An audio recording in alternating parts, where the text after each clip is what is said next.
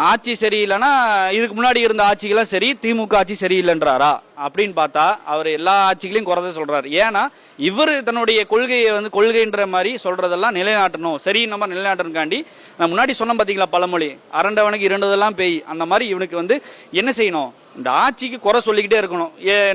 நம்மளுடைய கருத்துக்களை நிலைநாட்டணும். அதுக்கு என்ன செய்யணும்? சிங்கம்னு ஒரு உதாரணத்தை சொன்னார். நான் வேட்டையாடக்கூடிய சிங்கம்னு ஒரு மாநாட்டில் ஒரு உதாரணம் சொன்னார். அவர் சொல்லக்கூடிய ஒவ்வொன்றையும் பார்த்தோம்னா பகுத்தறிவுக்கு மாற்றமா இருக்கு. பகுத்தறிவு தான் இவர் கொள்கைன்றாரு, ஆனா இவர் பேசுறதெல்லாம் பகுத்தறிவுக்கு மாற்றமாகும்.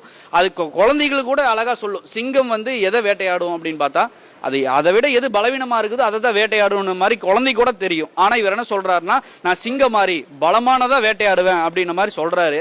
இது எல்லாமே நீங்களே எடுத்து பாருங்க. நிறைய மக்களும் நிறைய நேற்று மீடியாவில் பேசியிருக்கிறாங்க.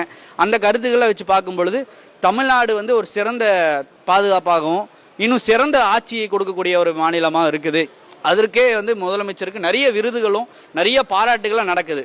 அது எதை பாராட்டுகளை சும்மா வெறுமனே பாராட்டு கொடுக்குறாங்களான்னு பார்த்தா அவர் செய்யக்கூடிய செயல்களை பொறுத்து தான். வாரத்திற்கு ஒரு செயல் திட்டங்களும், தினத்துக்கு ஒரு செயல் திட்டங்களும், மாதத்திற்கு ஒரு செயல் திட்டமாக புதுசாக நிறைய செயல் திட்டங்கள் கொண்டு வராங்க. பெண்களுக்கு இலவசமாக பேருந்து கொடுத்துருக்குறாங்க, பெண்களுக்கு இலவசமாக கடன் உதவி தராங்க, திருமணத்தை இலவசமாக செஞ்சு கொடுக்குறாங்க. இப்படி நிறைய செயல் திட்டங்களை நிறைய பார்க்க முடியுது நம்ம